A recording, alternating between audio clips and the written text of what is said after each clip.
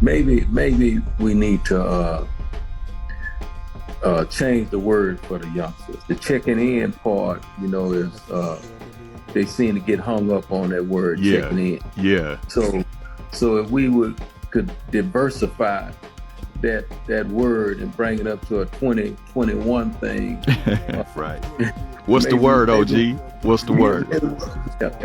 Maybe we may want to tell them they need to get connected. Yeah. You know what I mean? Yeah. Maybe that's the proper word, connected, properly connected. Or whatnot. Yeah, they getting tripped up on the semantics.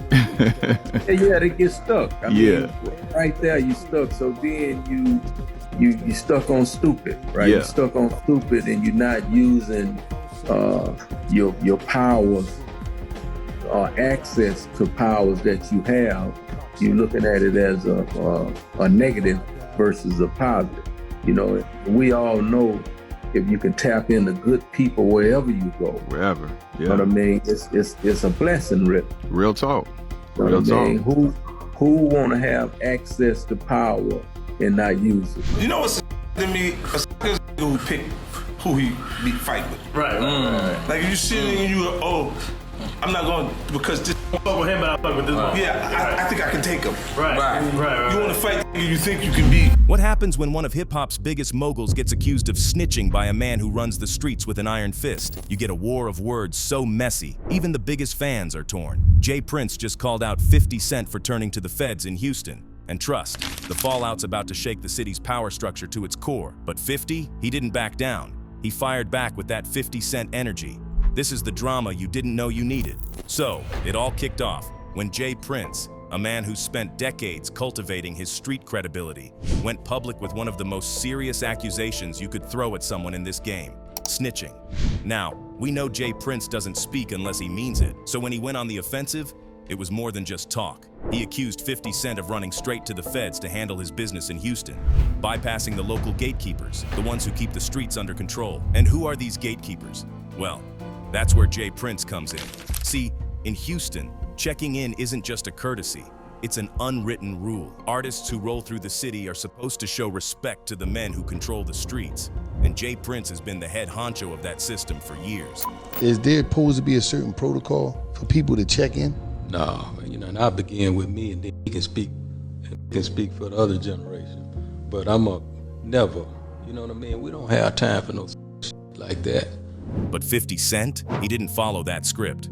Instead, 50 moved in and set up shop like he was a king making his claim, bringing his business, his crews, and his whole operation with him. It was like he was trying to rewrite the rules of the city. Houston wasn't just about rap music. It was also about power, loyalty, and who you knew. I moved from New York now. I'm a Houston resident. I'm out here, I'm trying to, do some things for the community. And 50 was now, publicly, shaking the foundations that had been built around this system. But Jay Prince didn't take too kindly to that. He saw 50's move as an insult. To him, it wasn't just a business venture.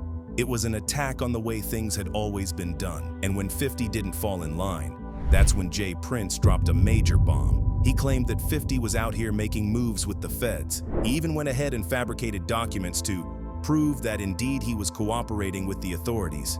Crazy, right? Especially since 50 had been calling out Big Meech for supposedly being a snitch, and now it looks like he might have been doing the same thing.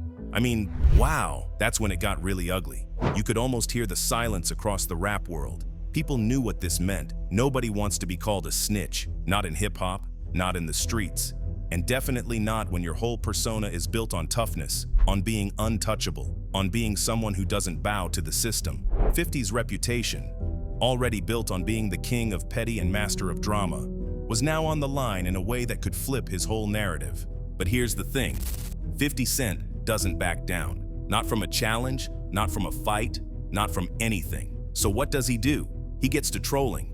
Big time. He jumped onto social media like it was his personal stage, firing off a series of posts that mocked Jay Prince with the kind of disrespect only 50 can muster. Because his reputation was on the line here. Remember, he has been called a snitch before, but this time, he had to defend himself. He called out Jay Prince for being old school, for trying to play the gatekeeper in a game that had passed him by. He threw shade, questioning Jay Prince's real power and implying that the whole system was nothing more than a hustle, a protection racket dressed up as street loyalty. And 50 wasn't just playing defense, nah, he was on the offensive, daring Jay Prince to come confront him directly.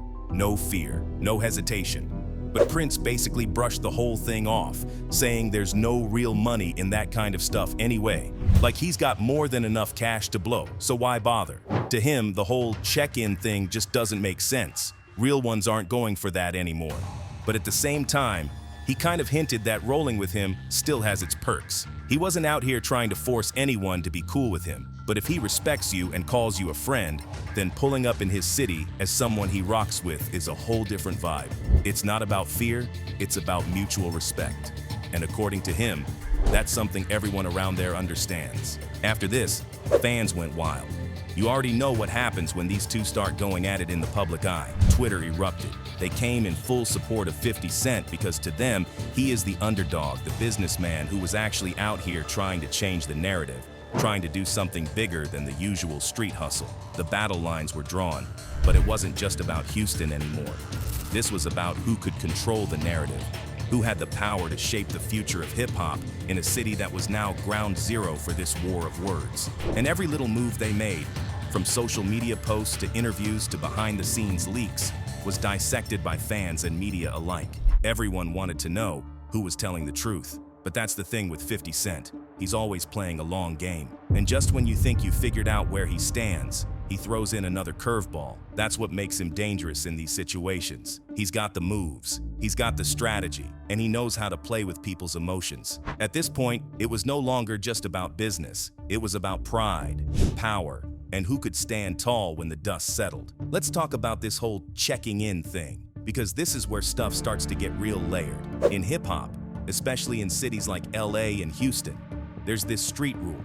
When you pull up, you check in with the local power players. It's seen as a sign of respect, but not everyone sees it that way. Artists like 50 Cent think it's less about safety and more about control. Like, why should you have to pay homage just to move around? And in Houston, that conversation usually circles back to Jay Prince. He's long been viewed as the guy to check in with.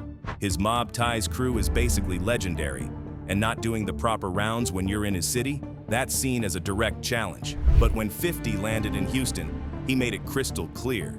He wasn't checking in with anybody, and it wasn't like he just came for a quick show and dipped. He moved in, set up shop, brought his whole brand. It made perfect business sense. Texas has no state income tax, a booming market for premium liquor like Branson Cognac, and a strong black entrepreneurial scene. But on the street side, it looked like 50 was moving differently, like he was saying, I don't need to go through y'all. And that rubbed Jay Prince the wrong way. Instead of settling it quietly, Prince went public, and that's when he dropped the unbelievable bombshell, which in hip-hop can kill your rep for good. But here's the thing, it didn't land. 50 flipped the narrative. He laughed it off, mocked the whole checking in culture, and basically said, bosses don't check in, they build. And that's exactly what he did. Within months, 50 wasn't just throwing parties and selling liquor. He was doing serious stuff that made a real impact. He wasn't just moving through Houston, he was becoming part of its DNA. He rolled out Branson Cognac with style, celebrity events, tastings, pop-ups, but he didn't stop at hype. He started the Unity Business Lab with local schools, teaching kids how to build wealth through entrepreneurship. Not rap, not ball, business. Then came the charity work. Thanksgiving meal giveaways, Christmas toy drives, long lines, smiling families, and 50 right in the middle of it, shaking hands, taking pictures, talking to people like he belonged there. He even received a humanitarian award for all his efforts in Houston. He skipped the street middlemen and went straight to the top. And that shift shook everything. Because while Jay Prince helped build Houston's street legacy, 50 was building something bigger: corporate clout, community ties, a public image that couldn't be touched by old-school threats or accusations. By the time Houston officially gave 50 his own day, November 24th, it wasn't just an honor, it was a statement. 50 Cent had taken over the city on his own terms, and in doing that, he didn't just challenge the rules, he rewrote them. He built the G-Unity Business Lab, teaching high school students how to build businesses from the ground up. Houston wasn't just his new home, it became his playground. Then came the deals. His liquor brand partnered with the Rockets, the Astros, and the Texans. 3 major sports franchises in one city? That's legacy work. Houston wasn't just letting him in, they were claiming him. And this wasn't just good optics. This was 50 planting his flag in a city that already had its power players and shifting the gravity without asking for permission. That move alone would have been bold, but doing it in Prince's city, that was damn near a revolution. Because let's be real, before 50 pulled up, nobody was moving like that out there. Not without kissing rings first. But 50 did what 50 always does. He walked in like he belonged. And instead of getting resistance, he got applause. That's when people started whispering, maybe things are changing out here. Suddenly, it wasn't just fans talking. City officials, business owners, youth leaders, they were co-signing him. People started questioning why they hadn't seen this kind of community outreach from the local giants before. The ones who claimed to represent the city, but had never done a toy drive, never opened a school lab, never sat down with kids from 5th Ward and said, you can build something too. But while 50 Cent was planting roots and shifting the city's energy, the tension underneath was starting to bubble. The old way of doing things, checking in, kissing rings, playing politics, was fading. And J. Prince? He wasn't adjusting. He was doubling down, holding on to mob ties and his reputation like it was still the key to the city. To younger folks, that didn't intimidate, it irritated. They weren't interested in gatekeeping.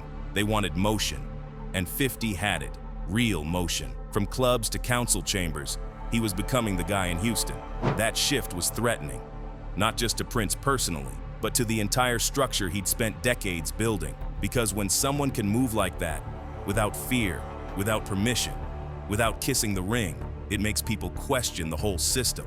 That's when things stopped being about territory or pride. This was about identity, about who really spoke for Houston, and who was just holding it hostage. And while Prince had already taken his shot by labeling 50 a snitch, a heavy reputation-shaking move, it wasn't just the words that mattered, it was why he said them. That accusation wasn't just an attack, it was a defense, a last stand.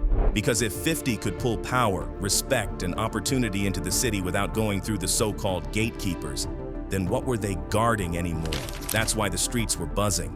This wasn't just beef, it was a silent war between legacy and momentum, between street politics and public influence, between fear and freedom. And right now, freedom was winning. People started looking sideways, not just at 50, but at Houston itself. Was there some secret power struggle going on behind the scenes? And why now? Why call him out when 50 is already deep in the city, locked in with politicians, schools, and business leaders? Was Prince feeling pushed out of his own turf? It was more than just a personal feud. This felt like an old school versus new school power clash. The streets versus the suits. Respect versus reputation. And right at the center of it, two of the most stubborn, influential, and prideful men in the game. Every new twist in this saga feels like a tense chess match, making us wonder what's next for Houston's hip-hop scene and the big names who've shaped it. Is 50 Cent really going to take down the check-in culture that's been around for ages, especially now after being called a snitch? Or will J. Prince strike back with more accusations to show he's still in control? Fans and industry folks are on edge, but one thing's clear, the story's far from over, and the next chapter is bound to bring even more jaw-dropping moments. What do you think will happen next? Drop your thoughts in the comments below, and if you want to stay up to date on all the drama, don't forget to subscribe and hit that notification bell.